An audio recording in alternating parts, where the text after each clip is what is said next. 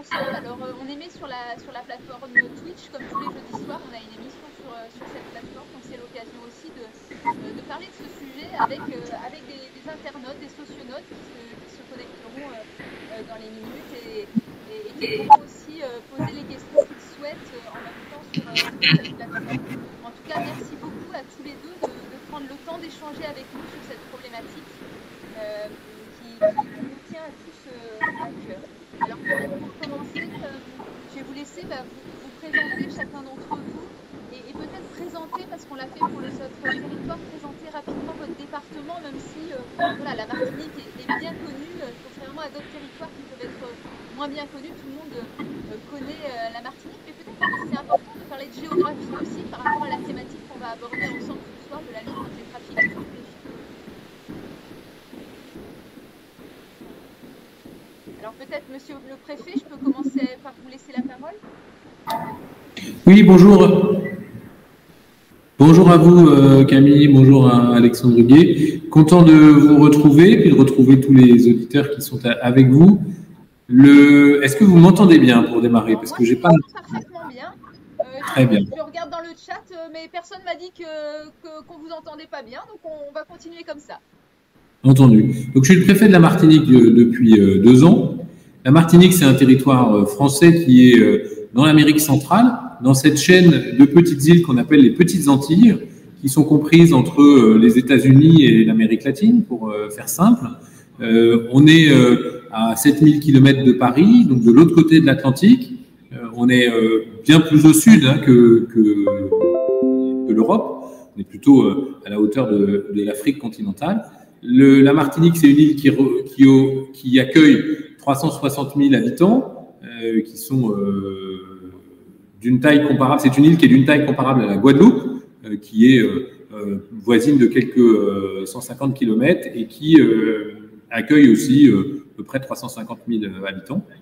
C'est une île qui est volcanique, dans laquelle il y a de la culture agricole traditionnelle, le sucre, qui soit est utilisé comme sucre, soit est transformé en canne à sucre, soit qui est transformé à travers la canne à sucre en rhum. On a aussi une activité de production de bananes importante qu'on voit sur les étals dans l'Hexagone, notamment les bananes de Guadeloupe et de Martinique. Et puis une activité touristique qui est importante, avec un environnement naturel qui est de très grande qualité et qui donc attire des touristes du monde entier. Aujourd'hui, on est frappé par le Covid, comme tous les territoires. Malheureusement. Voilà, du monde. Et puis, on a, de façon générale, une grande proximité entre les Antilles, l'Hexagone, les Antillais qui habitent dans l'Hexagone, les Hexagonaux qui viennent aux Antilles. Donc, c'est un territoire qui se vit à la fois géographiquement très loin, mais humainement très proche de l'Hexagone. Alors, est-ce que, monsieur le préfet, vous avez travaillé dans d'autres départements ultramarins avant d'arriver en Martinique? Eh bien, j'arrive de Paris, où j'étais en poste comme conseiller pour l'outre-mer auprès du président de la République. Et précédemment, j'étais au ministère de l'outre-mer. Ça fait quelques années que je travaille avec les ultramarins à Paris et puis désormais en Martinique. Merci beaucoup, monsieur le commissaire divisionnaire. Qu'en est-il pour vous? Est-ce que c'est votre première expérience ultramarine ou est-ce que vous connaissiez déjà bien ces problématiques avant de rejoindre la Martinique? Bonsoir Camille, bonsoir à tous. Alors, me concernant, c'est mon premier poste donc en territoire ultramarin, puisque j'ai auparavant exercé sur d'autres ressorts, mais toujours en France métropolitaine. Donc, c'est une découverte, puisque malgré toutes les charmes de la Martinique, je n'avais pu m'y rendre même voilà, en séjour de villégiature ou de vacances. Par contre, je crois que vous connaissiez bien les thématiques qui nous occupent aujourd'hui et que dans votre carrière, vous aviez déjà travaillé sur la thématique du trafic de stupéfiants dont on va parler ce soir ensemble. Effectivement, Camille, j'ai été amené à travailler déjà cette matière lors de différents postes, je dirais à différents niveaux également, puisque c'est un domaine, celui des trafics de stupéfiants, qui est appréhendé, je dirais, par bon nombre de services d'enquête, services de police, de gendarmerie, que ce soit à des niveaux locaux, départementaux, nationaux ou en lien également avec les partenaires internationaux. Et tu évoquais pour démarrer vraiment l'aspect géographique et voilà, l'aspect vraiment la géographie est effectivement importante puisque alors je ne sais pas si on le voit très clairement sur les cartes qui sont juste derrière moi, Mais voilà, la Martinique, Monsieur le Préfet l'a souligné, a fait partie voilà de cet ensemble des petites Antilles. Et je dirais son emplacement géographique explique également certaines constatations qu'on pourra effectuer s'agissant du trafic de stupéfiants. Alors c'est vrai que quand on parle de la zone des Caraïbes, souvent on la voit finalement comme, je ne sais pas si on peut dire une plaque tournante, mais un lieu où il y a beaucoup de circulation de drogue, peut-être pas énormément de consommation, mais que c'est un endroit où circule la drogue, notamment la cocaïne. Alors peut-être que peut-être que notre vision est un petit peu erronée et que les choses sont plus complexes que ça, mais c'est souvent l'imaginaire qu'on en a, en tout cas lié notamment à cette géographie, à tous les pays d'Amérique latine qui sont à proximité. Complètement, la spécificité du coup de la zone, de la Martinique, mais également, je dirais, des îles voisines. Et je voulais juste préciser que l'OFAST, alors c'est pas l'OFAST Martinique, mais c'est l'Office Caraïbes. L'OFAST, pour ceux qui nous écoutent Voilà. Et qui ne le sauraient pas, c'est vraiment une forme nouvelle de lutte contre la drogue avec un office vraiment dédié à ces problématiques. Et qui, sur la zone Caraïbe, dispose de plusieurs implantations, je dirais, au-delà de la Martinique, pour justement couvrir au maximum et contribuer au maximum à la lutte voilà, contre le trafic international de stupéfiants. Et bon, c'est vrai que tu le disais, la vision, voilà, il ne faut pas avoir une vision simpliste, mais pour résumer, on peut quand même dire voilà, que la zone constitue comme une zone particulière, je dirais, de rebond s'agissant de la cocaïne, puisque cette zone est située voilà, à proximité des principaux pays producteurs, mais dispose également d'infrastructures portuaires ou aéroportuaires qui permettent une réexpédition vers l'Europe ou la métropole. C'est ça, parce qu'en fait, il y a les zones de production à l'étranger qui sont finalement à une géographie peu éloignée de la Martinique, et donc on se sert malheureusement de ce département pour transporter de la drogue qui après vient alimenter la France ou d'autres pays européens. Et vous, votre travail, c'est de lutter finalement à la source pour faire en sorte de diminuer ce trafic et cette circulation dans cette zone de rebond. C'est bien ça? Effectivement, s'agissant du trafic de cocaïne, on parle souvent de la stratégie du bouclier, qui est celle justement par notre, je dirais, position avancée, d'empêcher le maximum de produits de franchir la zone et puis de rejoindre nos côtes. Alors en fait, j'imagine il faut être sur tous les fronts parce que cette drogue, elle peut rentrer par la voie maritime, par des personnes qui prennent l'avion, etc. Donc comment vous démultipliez vos forces pour être un peu partout? Je pense alors, toi, Alexandre, tu es du côté de la police judiciaire, mais il y a aussi la police aux frontières. J'imagine qu'il y a une action vraiment importante, peut-être d'autres partenaires comme les douanes, peut-être la gendarmerie nationale aussi. Il faut arriver à être sur tous les fronts ensemble pour lutter contre cette entrée, j'imagine. Ouais, complètement. S'il y a vraiment un domaine, je dirais, dans lequel la coordination doit être vraiment maximale, c'est bien celui du trafic de stupéfiants, puisque je dirais c'est un domaine, une lutte entreprise par multiplicité de services qui concourent tous, je dirais, à cette lutte. Chacun avec ses moyens, mais en coordination. Et l'OFAST, dès sa création, a été institué comme chef de file pour voilà, coordonner au mieux ce combat qui est mené par nos partenaires des douanes, de la gendarmerie nationale notamment, mais de la marine nationale également, s'agissant de la zone sur laquelle nous évoluons. Alors justement, comment ça se passe en mer? Est-ce que comment on intercepte des navires dont on suspecte qui détiennent de la drogue? Comment ça se passe sur ce volet maritime? Il y a des spécificités particulières?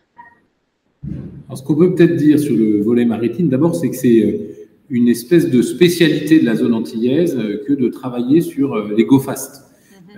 Alors, on a des go-fast dans d'autres régions du monde, hein, on en a en Méditerranée, on en a en Asie, etc. Mais là, comme on a beaucoup de petites îles dans cette géographie, c'est une spécificité locale de travailler sur les go-fast. Et alors, les go-fast, ce sont des petites embarcations, hein, souvent légères, très très motorisées, qui ont vocation à transférer très rapidement de la marchandise, donc des stupéfiants le plus souvent, soit entre deux îles, soit entre un bateau, je dirais,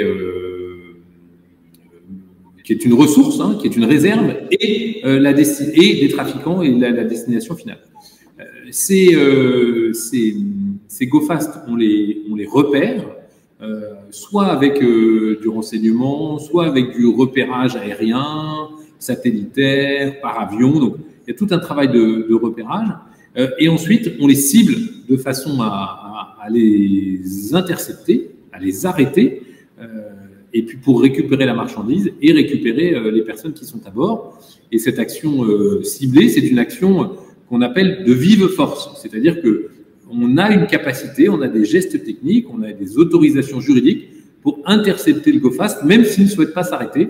Et donc, ça, c'est particulièrement actif et intéressant. Et côté aéroport, vous avez une stratégie particulière de coordination des services aussi.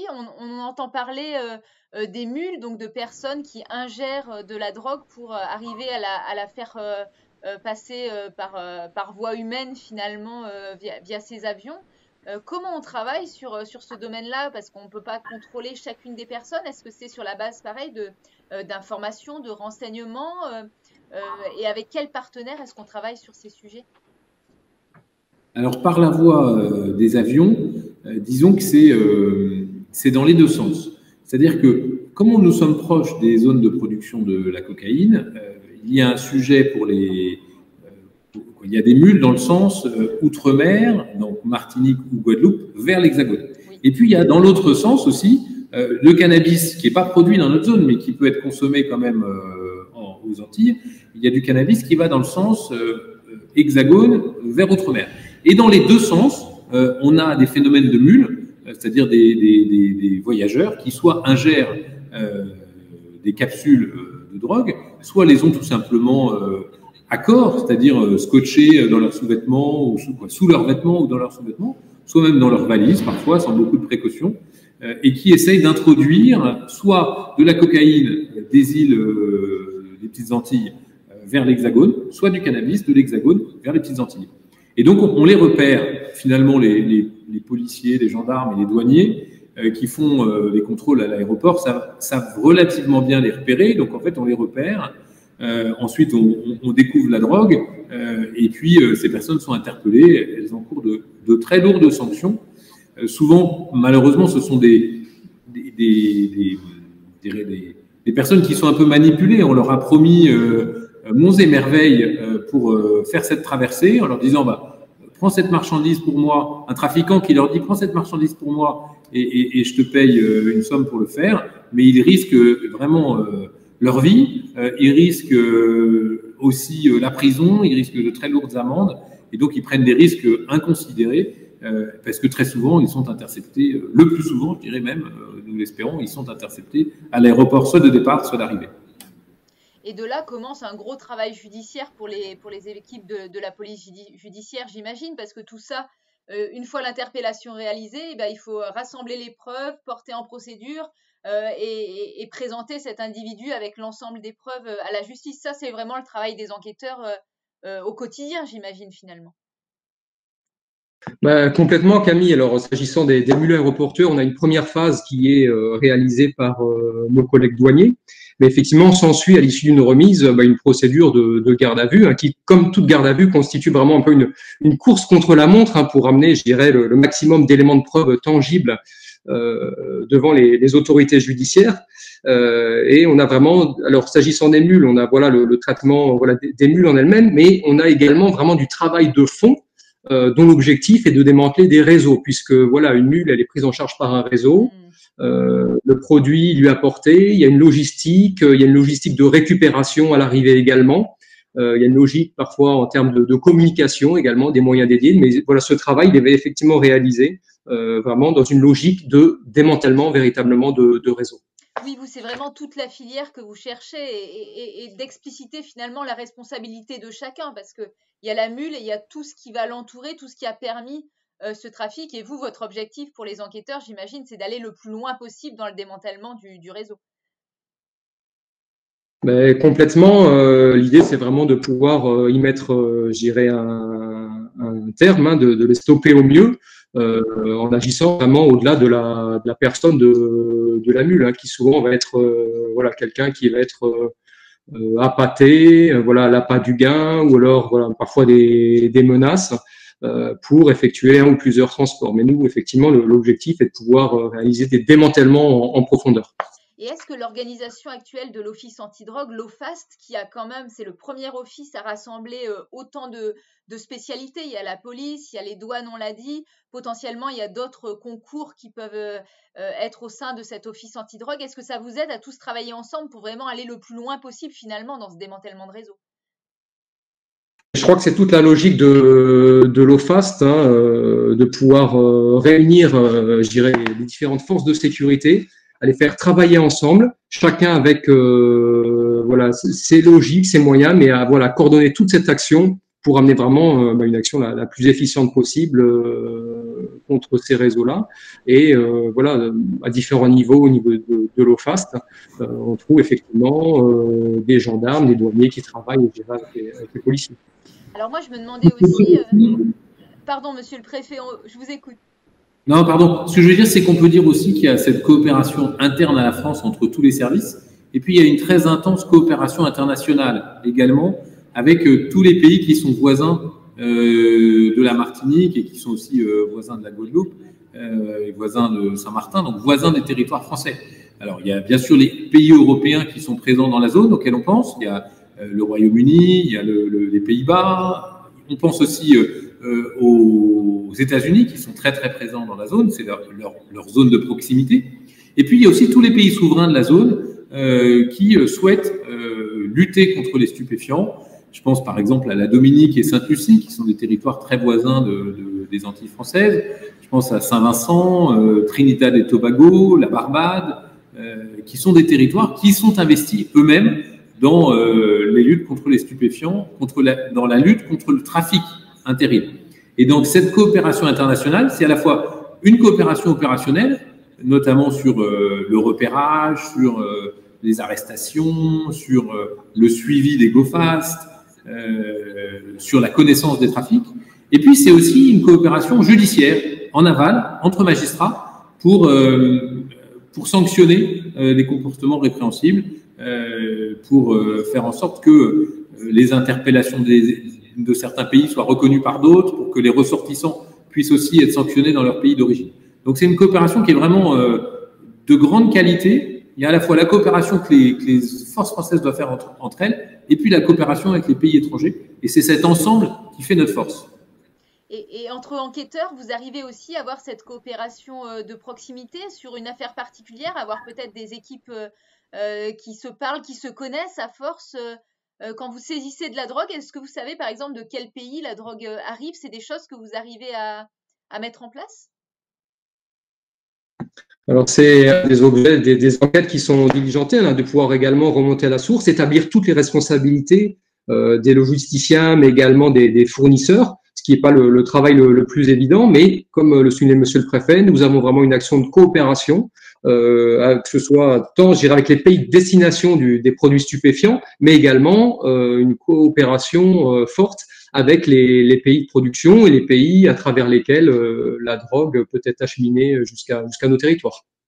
Alors, est-ce que une grosse affaire judiciaire, c'est forcément une affaire où on saisit beaucoup de drogue? Parce que on a lu en travaillant sur le sujet de ce soir que, par exemple, en 2018, sur le Vendée Globe, il y avait une énorme saisie de drogue de plus d'1 tonne. Est-ce que quand on est enquêteur, la saisie est importante, ou est-ce que parfois il y a des très belles enquêtes judiciaires alors qu'il y a des petites saisies de drogue? À quel moment les enquêteurs finalement sont contents du travail réalisé? Il ne faut pas se cacher que, je dirais, la saisie d'une quantité de drogue en importance, elle vient toujours, je dirais, pleinement valider, conforter les investigations qui ont été diligentées. Mais bien sûr, elle n'est pas autosuffisante, elle ne fait pas à elle seule la réussite d'une affaire, d'autant que les affaires sont parfois menées sur plusieurs années. Derrière, on va vraiment avoir à cœur de démanteler, d'opérer, je dirais, un démantèlement véritable du réseau, de pouvoir, je dirais, interpeller les individus placés à différents niveaux, je dirais pas seulement entre guillemets les lampistes, mais vraiment voilà, arriver à remonter aux logisticiens, arriver à remonter aux fournisseurs, aux commanditaires, avoir une action réelle également sur le réseau qui lui attend le produit stupéfiant pour l'écouler. Tout ça participe véritablement de la réussite d'une affaire.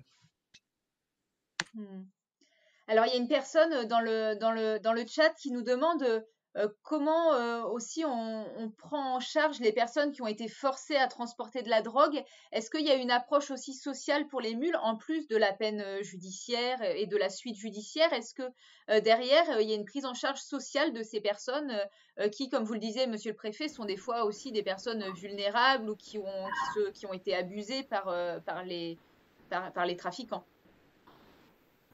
Alors, disons que sur cette question, on essaye d'agir en amont, en expliquant que ces propositions sont des miroirs aux alouettes et qu'il n'y a que des malheurs à la sortie, hein, il n'y a pas la prospérité espérée. Et puis en aval, le service pénitentiaire d'insertion et de probation, qui s'occupe des personnes qui ont été condamnées, le service pénitentiaire d'insertion et de probation peut faire cet accompagnement dans les cas les plus importants. Malheureusement, les mules sont des personnes qui ont été manipulées le plus souvent. Hein. On leur a vendu du rêve, elles y ont cru, et la chute est terrible quand elles se rendent compte de la réalité de ce qui leur arrive. Et c'est trop tard. Une fois que vous avez un casier judiciaire, une fois que vous avez connu la rigueur des tribunaux, la difficulté d'une enquête, malheureusement, les choses ne sont pas comme avant, on ne peut pas effacer l'histoire. Donc vraiment, le message général qu'on essaie de faire passer, alors en Martinique comme dans les autres territoires, c'est que ces choses sont trop dangereuses pour qu'on prenne le risque d'être, ne serait-ce qu'une fois, partenaire, complice d'un trafic. Alors, on a une autre question sur les réseaux sociaux. Quelqu'un qui nous demande finalement si tout ça, ça se passe sur le darknet ou sur les réseaux sociaux en général. Finalement, est-ce que en termes de police judiciaire, d'investigation, vous travaillez aussi sur les modes de communication des trafiquants, notamment voilà, est-ce qu'ils utilisent le darknet, les réseaux sociaux pour communiquer entre eux? Est-ce que pour vous, c'est source d'éléments de preuve dans vos investigations? Il est certain que ces éléments techniques sont des éléments qui sont travaillés donc au cours des enquêtes, s'agissant des moyens de communication entre trafiquants, mais s'agissant également des propositions, des réseaux qui peuvent fonctionner en proposant, je dirais, les produits via le darknet. Là aussi, c'est une action résolue et engagée qui est menée, tout à fait. Cette proposition parmi les policiers, vous avez des policiers qui sont spécialistes du cyber et finalement qui savent remonter comme ça sur Internet les filières de trafic? Complètement. Il existe des policiers spécialement formés, spécialement habilités, puisque là aussi tout est fait, je dirais, dans un cadre légal prévu. Ça vient sanctionner une formation exigeante. Et cette action, elle est faite à la fois dans le trafic de stupéfiants, mais également dans d'autres domaines de délinquance et de criminalité qui peuvent donc prendre la forme dématérialisée, la voie numérique, informatique. Et ben voilà, j'espère qu'on a répondu à la question que la personne se posait. Dans les compétences rares, Camille, on peut évoquer aussi tout ce qui est relatif à l'intervention en mer proprement dite, hein, parce que on a notamment des équipes de garde-côte. Alors c'est des métiers dont on ne parle pas beaucoup, mais on a des équipes de garde-côte, donc qui sont souvent des douaniers ou qui peuvent être aussi parfois la gendarmerie maritime ou même la gendarmerie nautique en proximité. Et puis on a aussi les forces armées avec les moyens militaires qui font ces interceptions de go fast en mer. Donc ce ne sont pas des forces du ministère de l'Intérieur, si je puis dire, mais ils concourent à cette politique dont le ministère de l'Intérieur est gardien, qui est la lutte contre les stupéfiants. Ils font des interventions extrêmement périlleuses, extrêmement risquées, en mer, souvent de nuit, pour intercepter ces go fast qui, bien sûr, peuvent être armés, n'ont pas envie d'être arrêtés. Quand ils sont arrêtés, ça arrive qu'ils jettent leurs marchandises à la mer, ça arrive qu'ils essayent de riposter par des coups de feu, ça peut arriver aussi qu'ils essayent même de mettre le feu à leurs embarcations. Donc il y a une grande variété de ripostes de ces pirates modernes, si je puis dire. Et ce sont des métiers, des compétences rares, un peu comme celles des enquêteurs, des cyber-enquêteurs finalement, que cette politique, que cette stratégie de lutte contre les stupéfiants met en valeur, emploie et puis valorise. En mer, on a eu 14 tonnes de cocaïne saisies en 2021. Vous voyez, c'est considérable, 14 tonnes de cocaïne. Hein. On a eu des saisies de plusieurs tonnes simultanées en même temps, hein, sur un bateau. La Marine nationale, par exemple, a saisi plus de 4 tonnes de cocaïne sur un bateau de pêche vénézuélien. Les douanes ont saisi parfois aussi plusieurs tonnes sur des voiliers. Et donc, vous voyez que cette action très, très particulière des gardes-côtes anti-stupéfiants est vraiment une spécificité de cette zone antillaise dans laquelle on développe des savoir-faire très particuliers. Eh ben, merci de l'avoir précisé parce que c'est vrai qu'assez souvent, on nous demande voilà, s'il y a des spécificités, si on peut venir travailler en Martinique, sur quel métier. Donc, c'était bien aussi d'en parler, en plus du travail des enquêteurs de l'OFAST, qu'il faut vraiment saluer parce que vous faites un travail difficile, un travail de l'ombre. Mais c'est grâce à vous aussi qu'il y a une plus grande sûreté sanitaire et qu'on évite aussi un certain nombre de drames humains chez vous en Martinique, chez nous dans l'Hexagone et un peu partout dans le monde. Donc vraiment un grand merci à tous les enquêteurs de l'OFAST, à tous les policiers et les forces de l'ordre. Je ne sais pas pour conclure si vous voulez dire un petit mot, monsieur le préfet ou monsieur le commissaire divisionnaire sur ces sujets. Puis après, on rendra l'antenne pour aller vers un autre territoire. Eh ben, écoutez, merci de cet échange. Peut-être qu'on peut très concrètement illustrer depuis le début de l'année 2022, finalement, tous les services ont enclenché cette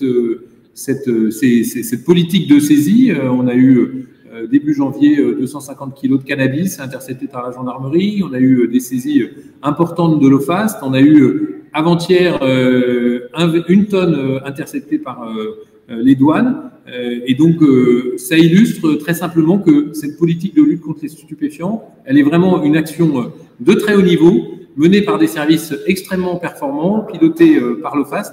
Et elle donne du résultat pour protéger, bien sûr, la population de la Martinique et puis la population de l'Hexagone. Ouais, pour finir, je voudrais moi juste vraiment insister dans la continuité des mots de Monsieur le Préfet sur l'engagement qui est celui voilà des hommes et des femmes qui composent les services aujourd'hui qui luttent contre les trafics de stupéfiants en Martinique. C'est un travail passionnant, mais vraiment très très engageant. Et voilà, ils n'en seront jamais assez remerciés. Eh ben, en tout cas, merci à tous les deux d'avoir mis en lumière cette problématique. On a bien compris la grande détermination et la grande efficacité de vos services, de la coordination entre tous ces services de l'État. Un grand merci aussi à tous les agents, tous les fonctionnaires qui travaillent en Martinique. Et puis, on vous souhaite une bonne fin de journée. Nous, c'est bientôt la nuit. On va bientôt rendre l'antenne. Merci encore à vous de votre participation et on vous souhaite une bonne fin de journée en tout cas.